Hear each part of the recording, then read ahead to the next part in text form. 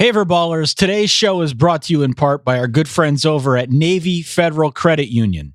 Navy Federal's got a mission to put members first by making their financial goals the priority. Receive a lifetime of membership benefits to help you and your family accomplish your life missions, like a full suite of financial products designed to fit your needs, 24/7 live support, and access to over 300 branches on or near military bases. Visit NavyFederal.org for more information. Call 1-888-842-6328 or download the Navy Federal Credit Union app. Message and data rates may apply. Navy Federal is federally insured by NCUA. Welcome to the Solid Verbal. The Solid Verbal. Come after me! I'm a man! I'm 40! I've heard so many players say, well, I want to be happy. You want to be happy for a day? Eat a steak. It's that woo-woo! And now, Dan and Ty.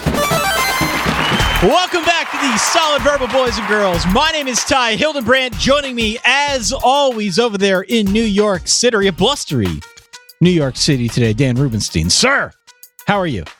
I'm glad you said blustery, Ty. It's been a while since we've been able to accurately use that adjective. And this town, Ty, it rips the bones from your back. It's a death trap. This town's a suicide rap. We got to get out, Ty, while we're young. Tramps like us. Come on, Ty. Baby, we were born to run. Listen, I watched one Oregon game in which they dominate on the ground. Now I'm born to run. One game. You know, it's been a while since you did that. Yeah. And we've had people on Twitter talk about how they miss you serenading me with some unknown lyrics. So I'm glad that I was able to pick that up. Ripping the bones from the back sort of gave away that it hopefully was a lyric and not some sort of college football breaking news story. But I was glad I was able to pick that one up, a classic. I imagine most young lads and lasses that are raised in Eastern PA and New Jersey and New York, like that's just a lullaby for people growing up. So I throw you a little Northeastern bone there.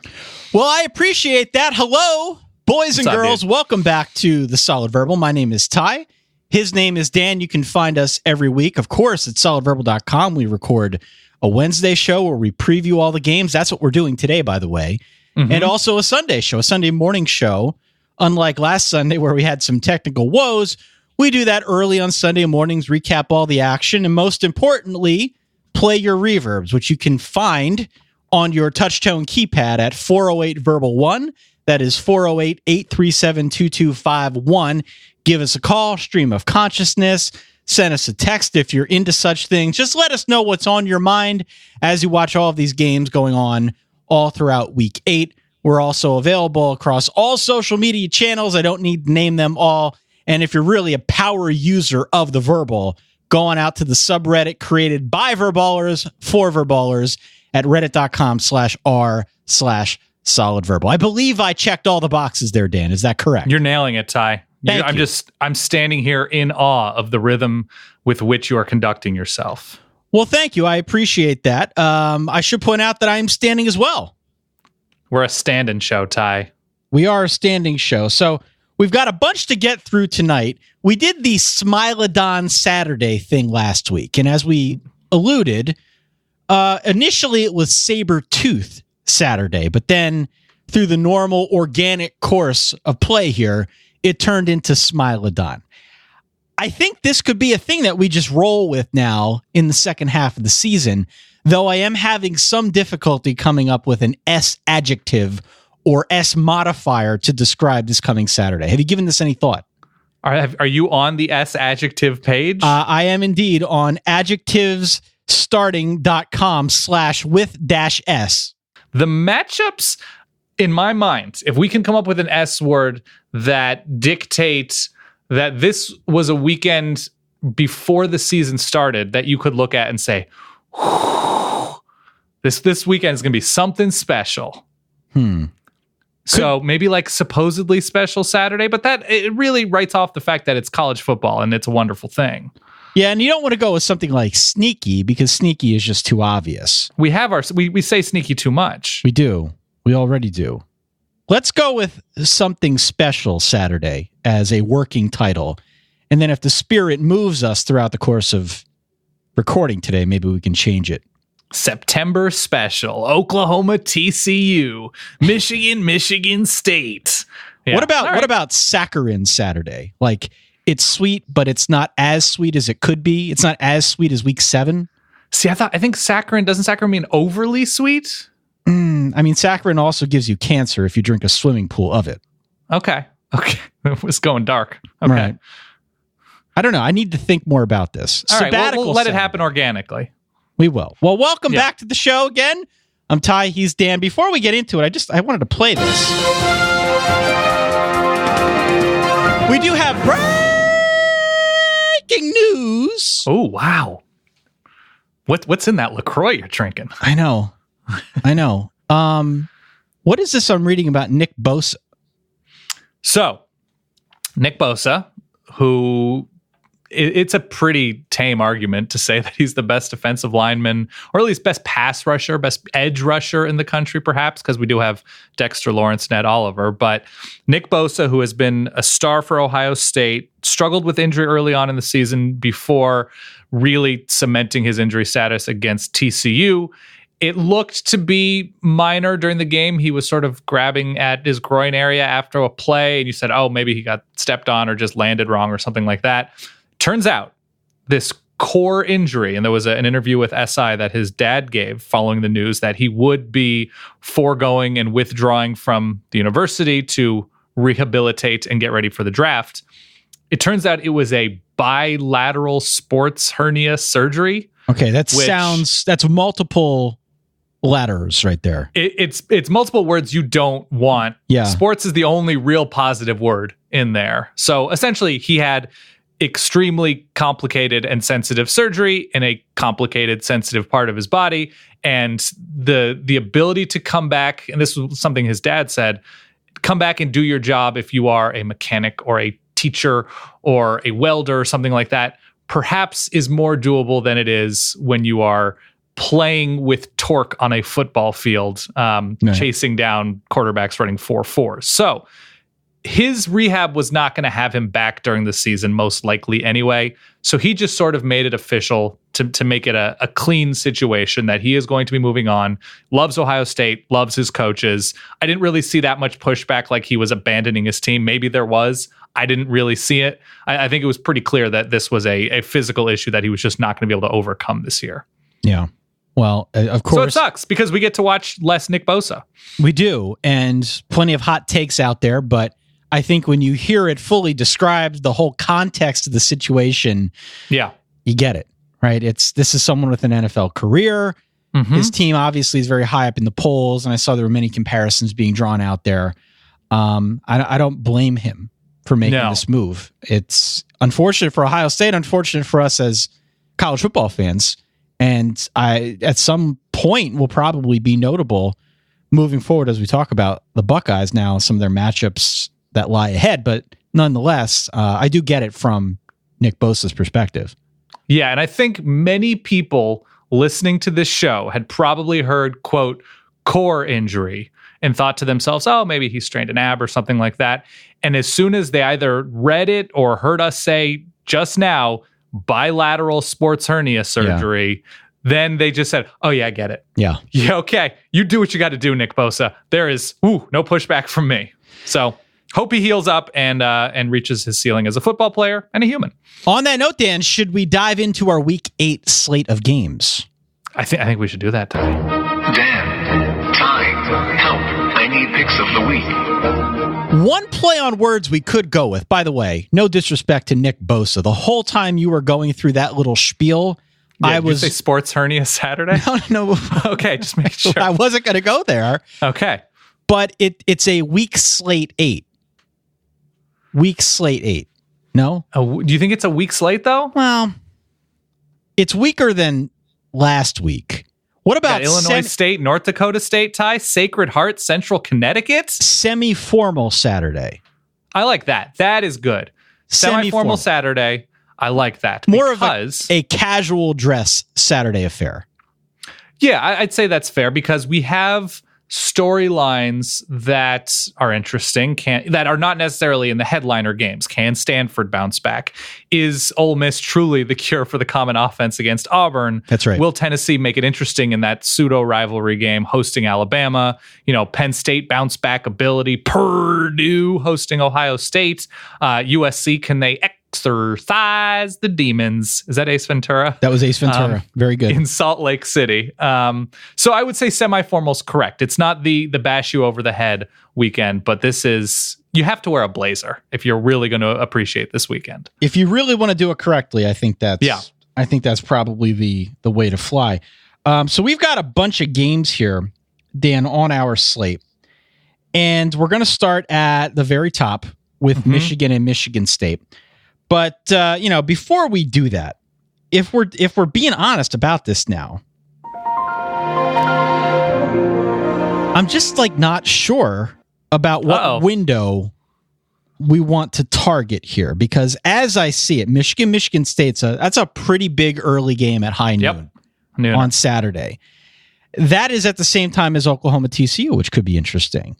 The 3:30 slate of games is headlined by two in particular that have double-digit point spreads in North Carolina State at Clemson and Colorado at Washington, both of which we'll get into here in a little bit more detail. And even as you look all throughout that 3:30 area of Saturday, you're talking Alabama, Tennessee, another high point spread, Penn State at Indiana, another high point spread. I think on the East Coast, the time to target would be any time between 3 o'clock and let's say 7 o'clock. If you need to go out, maybe take an early dinner out with the Mr. or Mrs. if you're trying to get out and get on the town a little bit, or if you've got some running around to do. Again, this is a purely East Coast show. We don't cater to the West Coast crowd, so I can't. How dare you? I guess it would be noon or 2 o'clock maybe. I don't know, sometime in the early afternoon for the West Coast. Go out and do your worst. But I'm thinking that's your window of opportunity here on week 8. Yeah, I'm going to be in California next week, and I looked at the schedule to see if either USC or UCLA was playing. We're playing at home, and apparently USC is playing ASU at home. I was like, that might be, you know what? No, it's nice out. No, yeah. I'm going to do stuff outside and then watch the games that start at 9 o'clock in the morning, Ty, the best coast. So there you go. On semi-formal Saturday, your window of opportunity is probably mid to late afternoon. Be back hopefully in time for those 7, 8 o'clock games. Got some fun. Take a jog around the block. Get some fresh air after the nooners end at 3:30, 3:40. Get your heart pumping. Maybe pick up something for dinner that you'll have later, that you'll cook later, that you'll just eat later. Take that window to say, all right, first half of the 3:30 games, we'll see. NC State Clemson, I think, is the headliner. If you don't have any skin in the ACC game, take that window. I might be running a 5K Saturday morning. Haven't decided yet. What time are you targeting? Oh, I'm just targeting a finish, dude. Come on. I'm serious. Will you beat 27? Listen. That's a 9-ish minute mile. For as physically exhilarating as podcasting can be, I don't feel like it has conditioned me for this 5K run. Yeah, your larynx is in tip-top shape. My larynx is great, but let's go to high noon on Fox. I want to talk about your running. We could talk about that later. Yeah. Michigan at Michigan State. Point spread here is 7, which feels a little bit low. I'm going to ask you now the same question I presented to you earlier today on our super secret G-Chat session. Yeah. Are we talking about a double-decker open-faced letdown sandwich here? Well, doesn't that cancel itself out? Aren't you just doing no carbs then? Aren't you just having meat? It does kind of cancel itself out. It's more of a nothing burger, right? Yeah, I would say so. And in terms of the letdown ability, because Ty, what do you do in a rivalry game? Danny, got to throw those records out. You got to throw them out. Get rid of them. The only thing you could do. So Michigan last week had the huge resounding home win at night over Wisconsin. Michigan State, a gigantic road win in Happy Valley. I'm inclined to agree with you. This is an in-state rivalry. It's not as if we're looking at a trap on either side of the equation here. It would not surprise me, though, if both teams came out a little flat. I don't think either is in a pure letdown spot where they're going to be looking ahead this opponent. But look, a big win a week ago. I think both teams come out flat here. It is a rivalry game. Michigan State has won 4 of the last 5. Something else to keep in mind. From my perspective, the game within the game is Michigan's ground game against Michigan State's rush defense. If Michigan rips off 5-6 yards per carry, this game's over. It's over. Michigan State needs to contain the run. They got to force Shea Patterson into that like happy feet mode he goes into sometimes in the pocket. I think they can do that to some degree. And while I do think Michigan is better, I don't think anyone's getting blown out here. So I tend to err on the side of maybe taking points at home. What do you see here? I tend to side with you. By the way, Ty, there is no love lost between these two teams. That's one of my all-time favorite things. No love lost between these two. Yeah. Can Jim Harbaugh get the monkey off his back? Right. So I really don't like Michigan State's offense, and some of that is out of their control. They are pretty beat up in the receiving core beyond Felton Davis. Their starters are pretty hurt. The offensive line has been inconsistent in terms of both health and performance, and they still, for whatever reason, for what feels like the 3rd or 4th straight year, can't run the ball with any sort of regularity. And you're right, won't be a letdown for either of these teams. Michigan, after a big demonstrative win over Wisconsin, and Michigan State sort of sneaking by in an ugly but win over Penn State. And you're also right, Michigan State did a really good job, even though Miles Sanders got a ton of yardage, that the bulk of which was on 2 runs and everything else was like a 2-yard per carry performance from Miles Sanders. They did a really nice job against Trace McSorley. So I don't think this is an alley-oop situation like we saw from LSU last week, where the offense and defense are sort of in concert, because this Michigan State offense they're just behind. They are a below average offense. And that's generally enough to beat Michigan these past couple of years. The weather won't be as bad as it was last year. Are we talking a little bit of a monsoon game here? I wouldn't go as far as monsoon, but I would say there is going to be some perhaps windy rain. Okay. The elements perhaps could come into play. Michigan looks like the clear, stronger, more complete team. I think you're right about Karan Higdon and that Michigan rushing attack. There has been some scuttlebutt, one of our all-time favorite words, about Tariq Black potentially adding a big piece for Michigan's passing game coming back from injury. We'll see. The thing that also troubles me a little bit is Michigan away from the big house in a very, very small sample size. 10 offensive points at Notre Dame, first game of the season. You can write off some of that, but then they go to Northwestern and look completely flat for a good chunk of that game on offense. And the defense did a good job against the Cats. I think Michigan finally gets over the hump and wins this game, but going to East Lansing to play a good defense at home as a dog, I'm going to take the points. Michigan wins this game by 5, 22-17. Interesting. Yeah. I think I agree with you. I think it's a low-scoring game one way or the other, and I do think that the Michigan defense is good enough to hold down Michigan State. Ultimately, they win the game on the road. My 2 bold predictions, if I could make them very quickly, I think we see a weird score in this game. You know my weird obsession with weird scores. 19. And I think we see a safety in this game. Okay. So with both things in the equation, I say Michigan wins 18-13 on the road, but Michigan State covers. 18-13 is my prediction here. So both with the Sparty cover, Michigan outright. We agree. High noon ABC, Oklahoma at TCU. The Sooners are an 8-point favorite, Dan. They are. Okay. I have spotted a disturbing trend. You tell America you like TCU. TCU says, nah. No. That's small peas compared to this. Okay. Big trend. I've become mildly obsessed with this trend. You know how, I guess it was a week ago, you spent like 15 minutes researching all that is and ever was at NC State? Oh, Ty, we don't have to everybody already knows that. Yeah, you're just stating the obvious. Yeah. This has plagued me the way that NC State plagued you, really the way that the number 23 plagued Jim Carrey. Didn't see it. Heard it was bad. Oklahoma has won the last 4 meetings in this series by increasing margins. If you go all the way back to 2015, they won by 1 point. The next year, they won by 6 points. The next year, they won by 18 points. The next year, last year, they won by 24 points, Dan. I think we're looking at... What does that mean? I think we're looking at a good old-fashioned factor of 6 game here, Dan. Factor of 6. Yeah. The numbers are out there. So what do you have them winning by 30?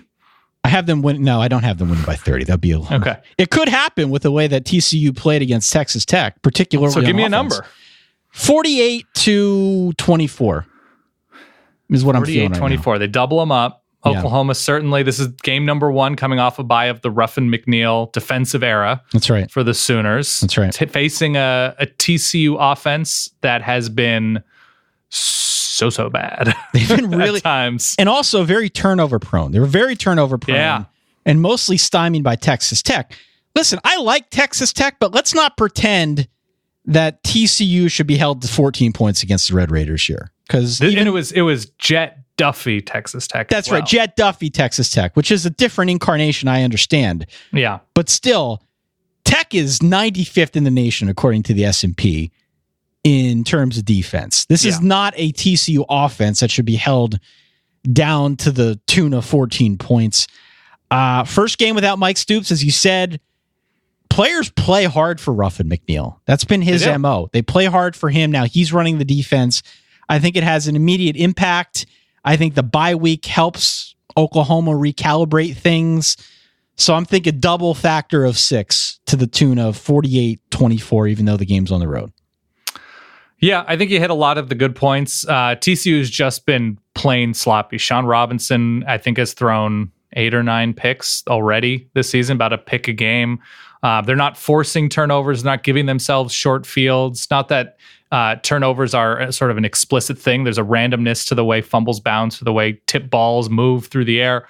But TCU is just, they're sloppy. There's no better way to say that. Offensively, they're a step behind. They're not rushing terribly consistently. They get stuffed at the line a good amount. And one of the big things with Oklahoma, as you saw Sooner fans reacting during the Texas game, is their DBs, their defense particularly struggled with those huge, athletic, monstrous Texas receivers. Little Jordan Humphrey and Colin Johnson just went up and over. TCU doesn't have those dudes. You look at the listings of, some talented receivers, Jalen Reagor and Kavonte Turpin, whatever. You're talking 5'10", 5'11", 5'9". So I don't think if that is a specific weakness of Oklahoma's defense, I don't think TCU is that team. The game is in Fort Worth, so presumably the Frogs will be better at home than they were in Lubbock, but I have this as 33-20 Oklahoma. I don't have it as high scoring as you do, but we agree. But I think Oklahoma covers. We agree. 3:30 ESPN, NC State. We are an NC State podcast now. Yeah. As we just mentioned, at Clemson, the line here, 16.5. This is an awful lot of points for a big game, Dan. It is. And NC State has quietly been very good this season. My issue is that they haven't played anyone near the caliber of Clemson. And I think that's what bothers me the most here. I am with you in terms of the opponent level. And even when they played BC, they get out to that nice lead, and they just didn't seem to have that killer instinct on either side of the ball. They didn't. You're right. And against Clemson, not that anybody really outside of Alabama or Ohio State or somebody like that can really emphatically have a killer instinct against this Clemson defense. It's worrisome because NC State seems to be more about efficiency than aggression. And that's fine because I think that'll make it tough for Clemson to beat them. And NC State has been very good situationally, forcing teams into uncomfortable third downs and converting their own third downs with a crazy amount of efficiency. I am worried that they haven't been able to run the ball. They haven't taken shots downfield, even in the way we saw with Texas A&M. From Kellen Mond to, I think it was Kendrick Rogers, who was catching a lot of those balls downfield. And I don't necessarily see that from this NC State team. So they will force Clemson to beat them for 4 quarters. That to me seems correct. So I have this as 34-23 Clemson. I have NC State in this game, controlling the ball enough with longish drives to make Clemson play to play, not make mistakes. But ultimately, Clemson is just too talented, and they're 2, 3, 4 dimensional with the number of ways that they can beat NC State at home. Yeah. So I have this 34-23. If you're looking for a leading indicator while watching this game, look at NC State's passing offense. They've been mostly one-dimensional this year. Correct. And, they've tried to run the ball. They're just not very good at it, which means a lot's fallen on Ryan Finley, who's been very good in his own right. And his line has been particularly good at keeping him upright, which is really going to be a test this week against a outstanding, maybe the best defensive line in the country. If Ryan Finley has enough time to pass here, I think that makes all the difference. If he doesn't, obviously Clemson's knocking a pretty big leg out from underneath that NC State offense. My gut here is that NC State's a little too unbalanced to win the game, and I think Clemson's got a lot of success running the football here. But yeah, this has been a 1-score game the last 2 seasons, so 16.5 to me, that's too much. I think 31-17. Yeah, when you have a quarterback with that kind of experience playing at a high level, that's tough. That's a tough number. But I get it, because when Clemson has momentum, there are 2, 3 teams that can run with them, and NC State is not one of them. All right. Also at 3:30 on Fox, we've got Colorado at Washington. This line is 15.5. Colorado did not play well last week against USC. And of course, Washington lost in overtime on the road to Oregon. An interesting thing from friend of the show, Bruce Feldman, out there on Twitter, talking a little bit about the body blow theory. Yeah. Here is Bruce's tweet. He says, Mario Cristobal is using the blueprint from his Bama days to turn Oregon into badass physical program. Wow. My old body blow theory seems to be in play. The Ducks' FBS opponents are winless in their next 2 games after facing Oregon. Yeah, I think a listener may have tweeted that at Bruce, and he added it into his piece. So a good find from either Bruce and or one of our listeners and his readers. It's probably more about who Oregon's opponents have played and who they actually are, because they played nobody in the non-conference part of their schedule. So it's Bowling Green, Portland State, San Jose State. Stanford had Notre Dame and Utah, 2 good teams. And then Cal does not look good. I mean, they didn't lose to a really good Arizona team, but it's probably more of the context. We'll see how it shapes out over the season. Who do you got in this game?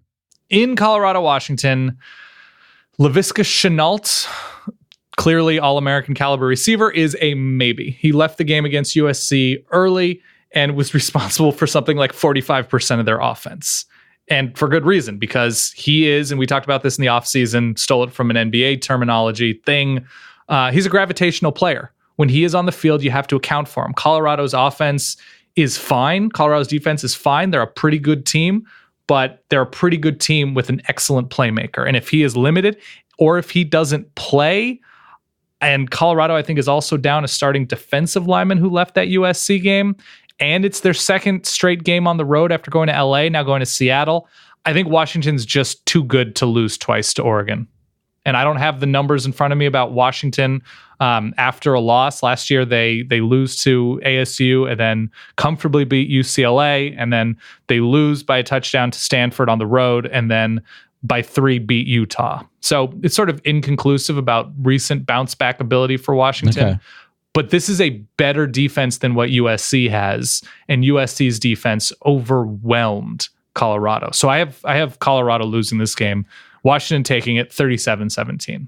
Okay. Yeah, Washington's better. They're better than Colorado. I felt this way, mind you, about nearly every Washington game, because it feels like they do play down to the competition. And believe me, I say that lovingly. I don't want to anger the free-range Colorado mob that all of us live in fear of. Of course. I think the Buffs can put some pressure on Jake Browning. I think they can force some mistakes. Sure. Ultimately, I think Washington leans on Myles Gaskin, and they get the victory. Who's beat up? I don't even know. Is Myles Gaskin playing in this game? If he's not, then I didn't know about it. But either way, I think Washington could run the ball, and I think something like 31-21. Okay, he's expected to play. Sorry, Yeah. Myles Gaskin and Salvon Ahmed are expected to play against Colorado. So Gaskin didn't play for a good chunk of that second half last week. 31-21 is my prediction. 31-21, so they don't cover, and we disagree, correct? We disagree. That is correct. Yeah, I would be worried about Colorado's inability to run the ball. There have been times Trevon McMillan has been good, but they've sort of taken a pretty big step back on the ground. Saturday at 7 p.m. on ESPN, Mississippi State at LSU. The line here is 6.5. If you look at the advanced S&P metrics, which we love on the show, yeah, these teams are virtually a dead heat. Both are in the top 45 in terms of offensive efficiency. Both are like top 10 caliber defenses. LSU way better on special teams than Mississippi State. And I think that's significant. In some cases, that could translate to points. Certainly in other cases, it could just translate to something boring like field position. And when you back a team up, it ratchets up the pressure. It can force mistakes. LSU, as it goes, is a top 10 team in terms of turnover margin this season. And even when it hasn't meant turnovers for them, it has meant field position. They've been on the winning side of the field position game all year, which has not been very kind to Mississippi State. They're near the bottom of the pack in terms of field position. So I like Joe Moorhead here. I like what he brings to the table just as a football genius, friend of the show, of course, formerly of Penn State. I think he's going to have a game plan for LSU. And I think LSU probably comes out a little flat after the win last week against Georgia. But this is the kind of game where they pull away late, either with some sort of special teams play or with some sort of defensive play. I think it's low scoring. I think it's 20-13. I think LSU covers at home, but only barely. I disagree. It is a letdown spot, and it is a very bad team to get a letdown spot against. I was super impressed with LSU. I think what they're able to do and how they're able to do things is particularly impressive because this is not a machine of an offense. It's fine. It's timely. It gets the job done. LSU is good. Period. End of story. Full stop. LSU's good. They are at least a top 12, 14 team, if not better. But situationally, Mississippi State, after a bye with 2 weeks to prepare, and this is a very good Mississippi State defense, particularly at preventing bigger chunk plays. They run the ball especially well. They've been even better than they were early on in the season, where they were just maddeningly inconsistent when they realized, oh, we shouldn't throw it with Nick Fitzgerald. That's not his thing. We all have our strengths in life. His is not necessarily throwing the ball downfield consistently. I like Mississippi State here, not just to keep it close, Ty. I think they win this game outright. Wow. I think it's 20-17 Bulldogs, and it's just situationally a good spot for State. I'm a little spooked by the fact that they scored a combined 13 points against Kentucky and Florida. As you should be. That's my main reservation, and I realize Joe Moorhead's going to figure things out as the season grows a little bit more mature here, but man, I can't get past that. For me, that's sort of the stumbling block here. I do think low scoring, it would not surprise me. I would not at all want to lock this one up or put any real like meat of confidence points on this because I'm just not sure. But I think low scoring, I think LSU wins at home and they probably cover the spread. But only by Mississippi State, a bit. But they got over 20, Ty, against Auburn, which... Yeah, I know. It takes on a different context. It does take on a different context, but... For sure. Fair enough. And then also, late night, this one at 7:30 on Fox. A lot of games on Fox this week. We've got the Oregon Ducks, your Oregon Ducks, on the road at Washington State. The point spread now up to 3. We haven't said a peep about Wazoo all year, but very quietly, the Cougs are 5-1. Their only loss came a few weeks ago at USC. Correct me if I'm wrong here. This game feels destined to be a shootout. Fair or not fair? Oh, totally fair. I think it goes over 70 points combined. I don't know what the over-under is. Maybe you can look that up momentarily. But again, I'll stick with the theme from Mississippi State LSU. There is a letdown factor. The more weird and more remote the destination, the sort of stronger the home field advantage. And I believe Pullman is as far away from any interstate as any Power 5 school. Oregon is down their starting left tackle, who still is a sensational true freshman, Penn Sewell. Game day is going to be there. Huge environment. I saw the get-in price, standing room only, was like $300 a ticket, which for Washington State, that's a lot of money for a Wazoo game. That's an enormous deal. That's an enormous deal anywhere, but particularly for Washington State, this is going to be an electric Martin Stadium. They're coming off of a bye week, so they've had a couple weeks prepare for this team. I don't love the Cougar run defense. You saw Jamar Jefferson for Oregon State run all over them. So if Oregon's sort of play calling and identity is similar to what it was against Washington, they should be in a pretty good spot. It'll be easier for the Ducks to throw it against this Washington State defense, but this is still a pretty good Cougar D. They showed out pretty well against a Utah offense that's been pretty quickly improving, dropped 40 for the last couple weeks, I believe. And if Washington State is able to, and I imagine they will be, if they're able to target and take advantage of Oregon defensive backs, linebackers, whatever, in coverage consistently enough, they should win this game. I think our perception of Oregon is a little bit inflated. Think about what you'd think about the Ducks if Peyton Henry's field goal went in, a very makeable field goal. Right. And all of a sudden, it's not an Oregon team who has turned the corner and is among the Pac-12's best, but is an Oregon team with a moral victory against both Stanford and Washington and nothing else. Right. So I think this is a break pumping situation for Oregon. It's winnable. I think they're probably the more talented team and they have the best player on the field in Justin Herbert. But again, situationally, it's a tough ask. I have Wazoo here 38-33. Yeah, this is one of those deals where the last team to have the ball is going to end up winning.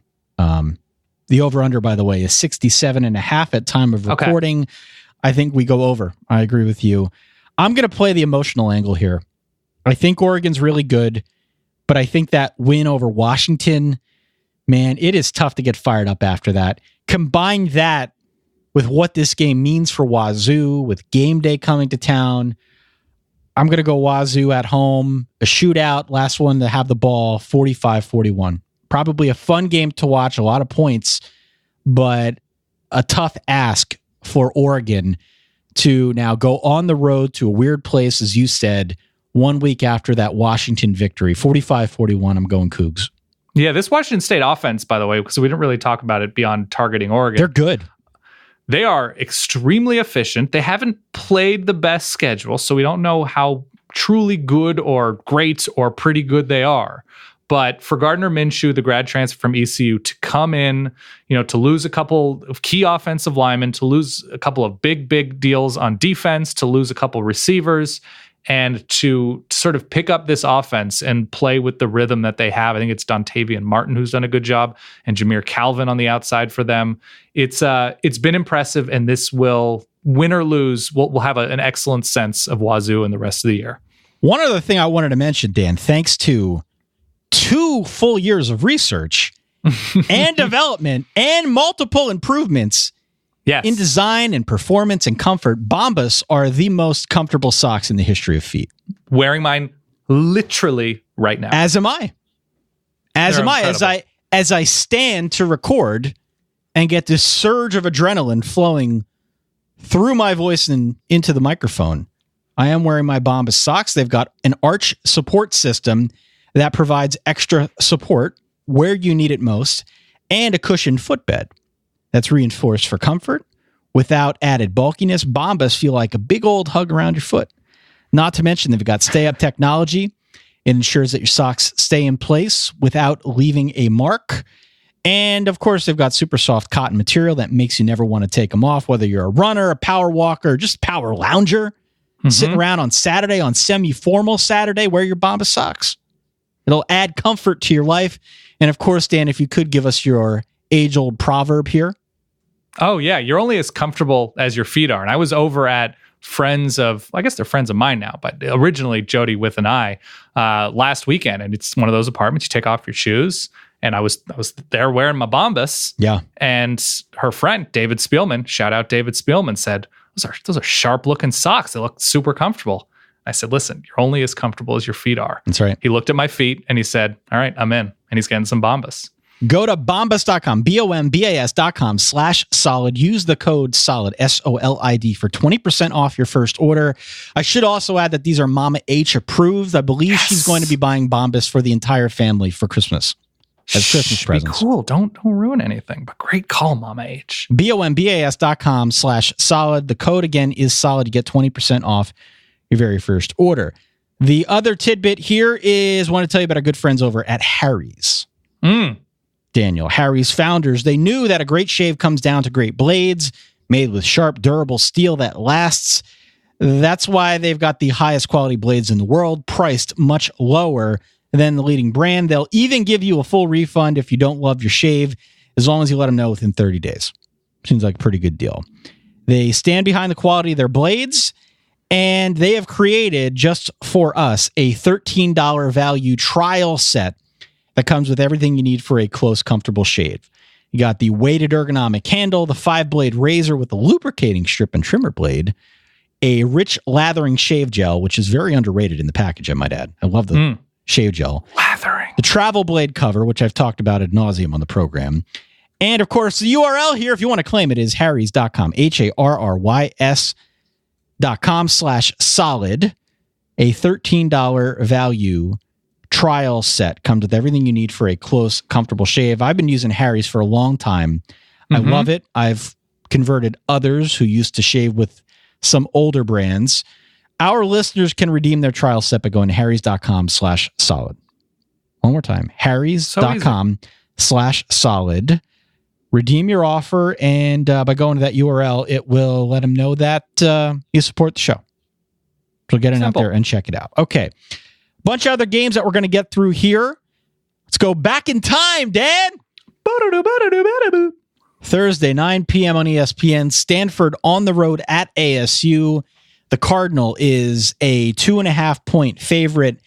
Arizona State, Dan, it feels like they're good enough to win or lose any game by like 7 points.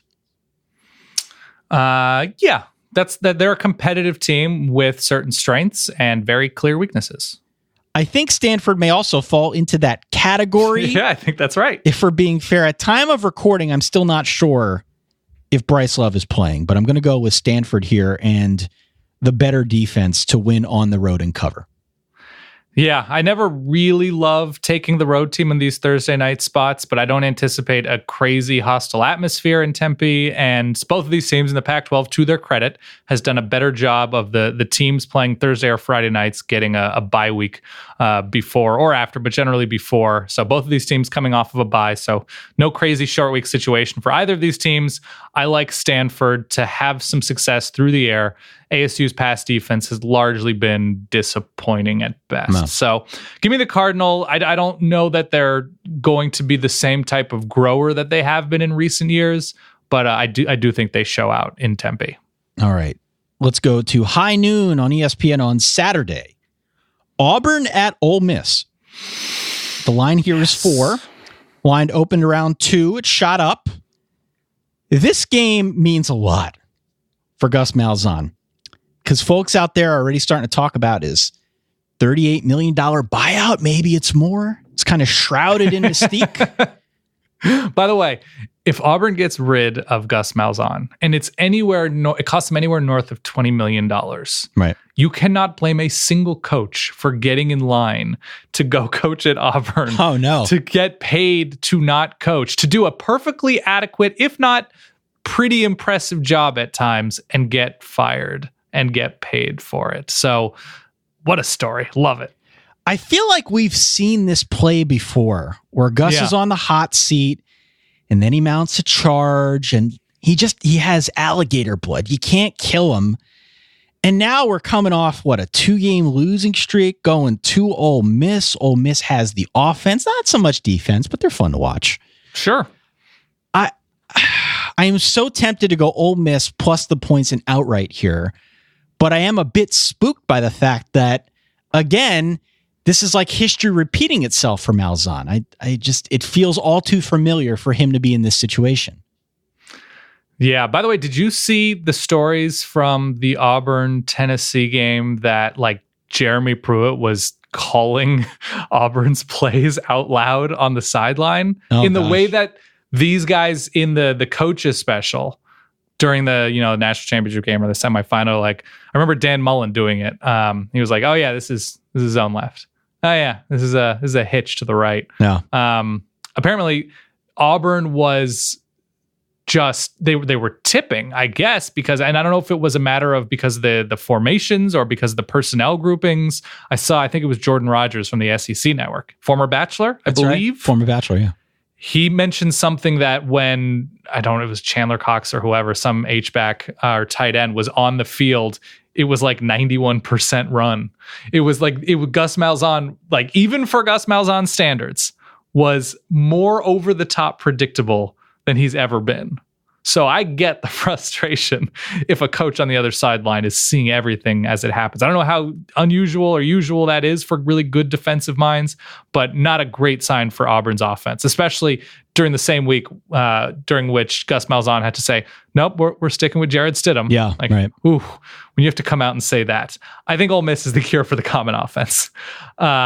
Auburn wins this game by a couple touchdowns. They give up some points because the offense does still have that propensity to stall. We saw them even struggle with Arkansas to get going at times. So I have it 35-20 Auburn here. They do get going well enough against Ole Miss on the road. It really is a question of whether or not you truly believe that Auburn is broken. Correct. Do you? I do, actually. Okay. And I'm going to go... So the spread is up to what, 4? Spread is 4. I'm going Ole Miss outright. Wow. So like shootout? Because it doesn't feel like they're keeping anyone down. I don't know. Ole Miss outright. Auburn can't run the ball. And not that it takes much to run the ball against Ole Miss. I understand that. I'm just saying. But when they can't. They can't. Yeah. They're broken. I think DK Metcalf is the receiver out for the season. No. Right. For Ole Miss. Right. It's significant, but that really isn't the issue at hand. It's not really going to be, Ole Miss's offense. It's just a matter of if Ole Miss wins, they need to make 3 stops or something like that. And they can. By the way, this is going to be a weird one. Watch this game. Just for the purposes of being accurate, Jordan Rogers was not The Bachelor. He was on The Bachelorette and won season 12 of The Bachelorette, I believe, still engaged to JoJo Fletcher. Okay. Was he good? Did you like him? No. Yeah, doesn't seem. I didn't. Maybe it was just an act for TV. I don't know. Maybe it wasn't. Okay, moving on. 3:30 on CBS, Alabama at Tennessee. We just talked about Jeremy Pruitt. Yep. Line here, 29 points. You feeling 29 points? Home dog, Jeremy Pruitt? It was a corner turned, I would say, for Jarek Guarantano. You going home dog of the week here? Listen, I think Tua's playing. Yeah, his knee's fine. And, Jeremy Pruitt is probably, along with a couple of other SEC defensive coordinators, Mel Renfro obviously is from that Alabama system, but incredibly familiar with the architecture of this Alabama defense as their defensive coordinator last year. That's right. I just, at a certain point, if Tua is in, they're 30 points minimum better than everybody in the conference that at this point isn't Georgia. Mm-hmm. So maybe Mississippi State. Tennessee falls under that grouping. So I have Bama 54-23. Maybe close-ish at the half. Maybe we get to see second half Tua. But I have them by, what's that, 31? Yeah. Look, if Tua's in for 20 minutes, that's good for 300 yards and probably 28 points. I don't like Tennessee's defense at all. I'm happy for Jeremy Pruitt that they got the win and, that things seem to be going in a positive direction. But this is a traditional rivalry here. Maybe some of that emotion at home works in their favor, but I'm going Bama minus anything. I don't even care. I'm not even going to think twice about it. At this point, yeah, and we'll see with Tua's knee. Everybody is sort of claiming that it's fine. If he needed to come back against Mizzou, he would have, but it's a little bit of a concern. 3:30 ABC, Penn State off their loss on the road at Indiana. Point spread up to 16 points in favor of the Nittany Lions. Said it on Sunday. If Penn State comes out flat, Indiana could beat them here. I don't think there's any question about that. Yeah. The thing for Indiana, though, is that they played Ohio State and Iowa on back-to-back weeks, and now they got Penn State. So I wonder what kind of a toll. I think that takes a greater toll on Indiana than the Michigan State game does on Penn State. I think Penn State was in for a rude awakening. I think they were overdue for that rude awakening. They got it last week against Michigan State. I think they roll Indiana here, even though the game's on the road. Do you feel, I think I feel similarly, but is it in your mind that Penn State this year, like out of 10, with, a 10 out of 10 being what they look like against Michigan last year? Right. What is their progress? What is your status report? Because Penn State seems pretty good, but defensively a full step or two back from where they've been these past couple of seasons. Totally. And you also earlier on our secret G-Chat session besmirched the good name of one Trace McSorley, and I'm never going to forgive you for that. I'm going to continue on with the show because I'm a consummate 14 professional. points against Michigan State. It's almost half of what Utah State I'm not going to let you forget that ever. But it's good. No, they're a step back. They're not the same team as they were a year ago. And perhaps it was a little too ambitious for some of us. I mean, I'm not even including myself in this. I was high on Penn State. They're still a 9-10 win team. But yeah, I think this is kind of what we should have expected all along from them. But they roll Indiana here. I think they roll Indiana. Yeah, Indiana they're actually built pretty well up front. They did a good job against a couple teams against the run. Penn State, I think, is a little bit more versatile than that. They are not a one-dimensional offense when they are at not even their best, but when they're at a pretty good level. I think Penn State wins this game by about 20. This is not a runaway game. Maybe it's a backdoor. This game was a lot closer than the final score indicates type situation. 42-20 is where I have this. All right. 7:30, another Big Ten game on ABC. Ohio State at Purdue. The line here, someone needs to explain this to me. It opened at 12. Now it's up to 14 in favor of Ohio State. I believe this is because something we mentioned last week. The Ohio State defense does leave a bit to be desired. And Purdue right now, they're scoring points like crazy. Purdue. So I think we're looking at a game here where Purdue's able to throw. They're able to score. They're certainly at home. It's at night. I would expect they'll be pretty amped up for this game. I think Ohio State gets the late cover. I think maybe we're talking about like a front door cover situation. a late touchdown. They end up covering the point spread. I always hope that when you play that sound, somebody is in a room with their dog. Oh, do they go nuts? The dog just goes nuts. I'm going to say 49-28. A late-ish cover. Ohio State wins. Ty, Purdue's my Yakko's home dog of the week. The Yakko's home dog of the week. I would be, God, that sound is so disturbing. I would be remiss if I did not mention the Triple X burger that you can get in West Lafayette. Yeah. I have had it. There's a really gross one. I think that puts peanut butter on their burger. I forget. Yeah, here we go. The Dwayne Purvis All-American is a 1/4 pound chopped steak, thick, creamy peanut butter, American cheese, lettuce, tomato, pickle on a toasty sesame bun. So toasty. Peanut butter burger. So I think Purdue ultimately in this game matches up pretty well. I don't love their defense, but I think they're going to be able to generate some big plays. I like their passing game. I am drinking the Ross-Aid, Ty. Yeah. You know I am. Yeah. So I'm going with Purdue here. There's a certain amount of struggle is too intense a word, but I am a little bit concerned about Ohio State. Unable to run the ball in a rhythm befitting of having J.K. Dobbins and Mike Weber in their backfield. I love Dwayne Haskins. I love this receiving core, but I think Purdue is able to possess it long enough to keep it close. So once again, 33-21. Ohio State wins fairly comfortably, but Purdue, much like Minnesota last week, Indiana the week before that, just hangs around. Hangs around, huh? Yeah. Okay. And finally, before we get to some rapid fire games, as we're running a little long in the tooth with the show, 8 p.m. Pac-12 Network, USC at Utah. The line here, 6.5 in favor of the Utes. Since Utah lost at Wazoo, they have been outstanding on offense. Mm-hmm. So I'm not going to elaborate too much more on this one. I think it's pretty straightforward.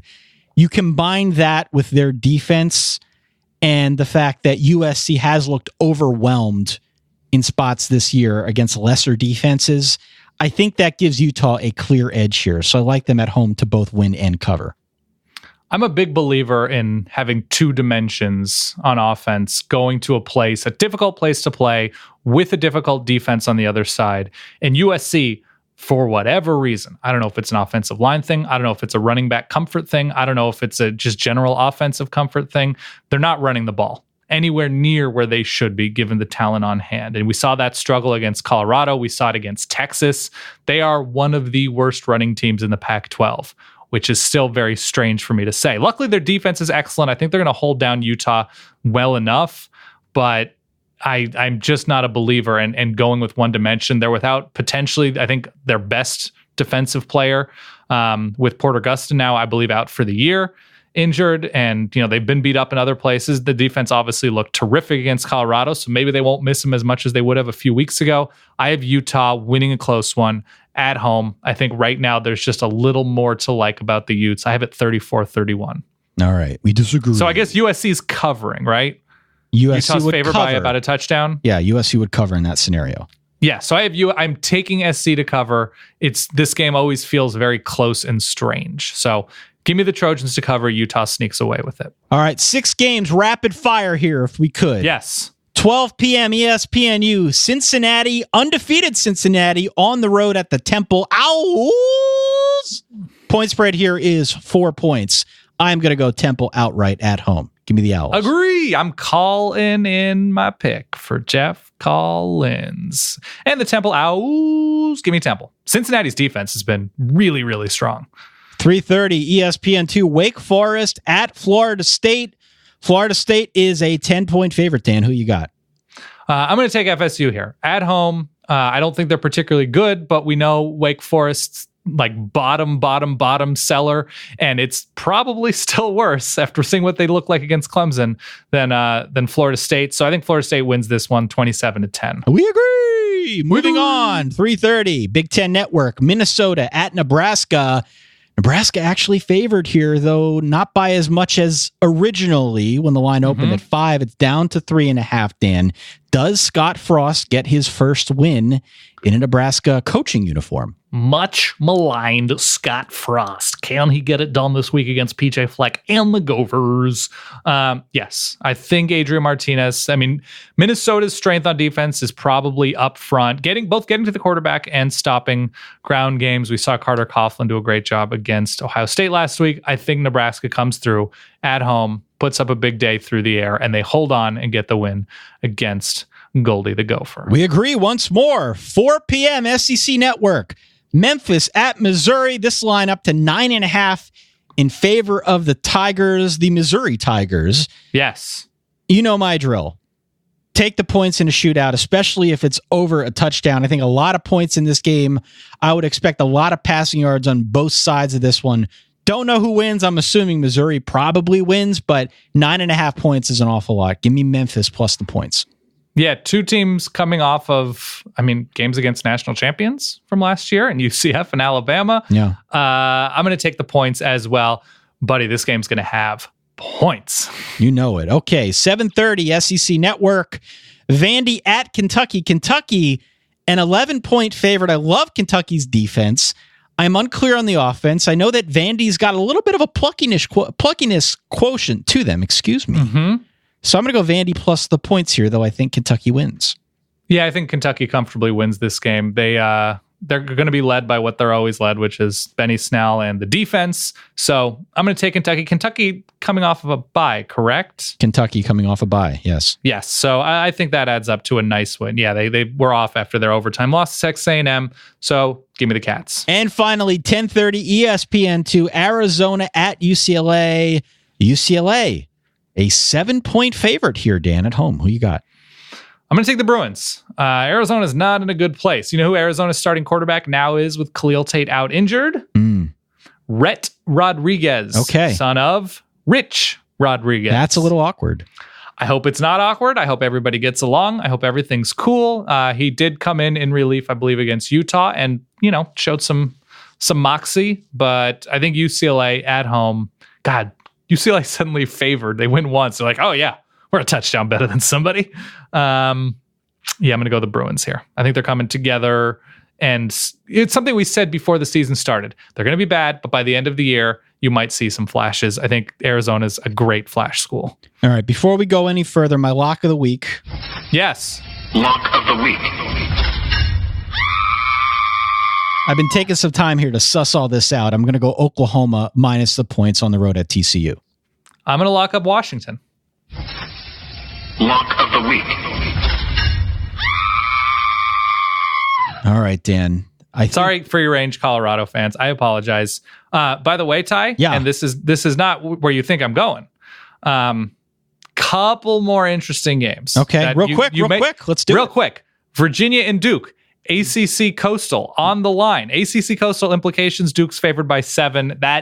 That division is wide open. Yeah. Wow. Navy's hosting Houston. I'm still a huge believer in De'Aaron King for Houston and the Cougars. I do not believe Houston has scored fewer than 40 points in a game this year. Amazing. Not bad. Amazing. Not bad. They're probably one of the best 5 scoring offenses in the country. And finally, just in terms of FBS games of interest, North Texas, and they're kind of out of nowhere, at least to me. Incredible defense going to UAB. Both of these schools with only 1 loss. In terms of really fun group of 5 action, this is right at the top. And finally, quick favor, Ty. Yes, anything. Will you drop that big, stanky, creamy, contorting, come hither, drum and fife? That came off the swivel a little bit, Dan. Just a little bit. Listen, I brought it back. I started with come. I came back with hither. Ty. Okay, where are we going? It was all very Victorian. Lafayette 1-5, 2 losses, no wins in the Pat League, going to Bucknell, who they themselves are 1-6. Ty, do you believe Lafayette gets their first Pat League victory? I got to go Lafayette here because I never go with the Nellies, but I'm struck by the fact that there are 2 wins and 11 losses collectively between these 2 loser programs in the Patriot League, Dan. So I'm going to go Lafayette. Someone's got to win. Leopard up. Bryant, 4-2, going to Fordham here in the Bronx, 1-5. Fordham is Bryant, once again, 4-2. Are you going with the records here? You think Fordham, who just slaughtered Lehigh last week, I gotta go that rhythm? I got to go Bear Bryant here. 4-2 on the road. Fordham not quite what it's been. Yeah, no.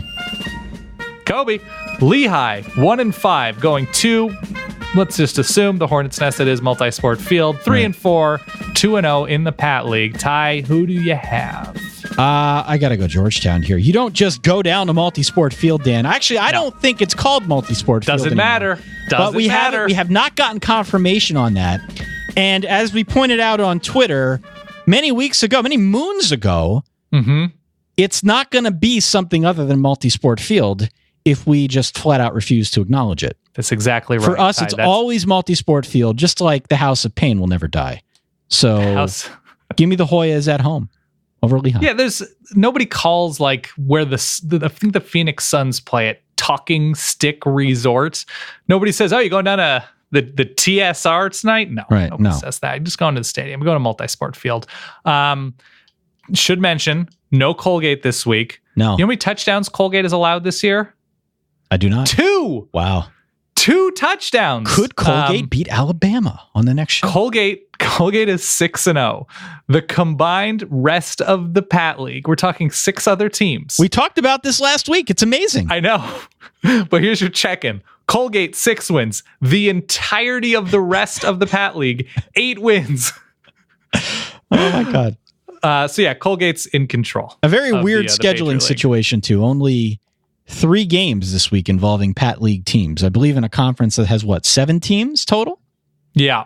7 teams total. Colgate, Georgetown. That's, if you're circling anything, that's October 27th. So that'd be next weekend is basically your Pat League Super Bowl, short of Lafayette Lehigh, which is not going to be great. We can only assume that our boy Ken Greeley will be there. Okay.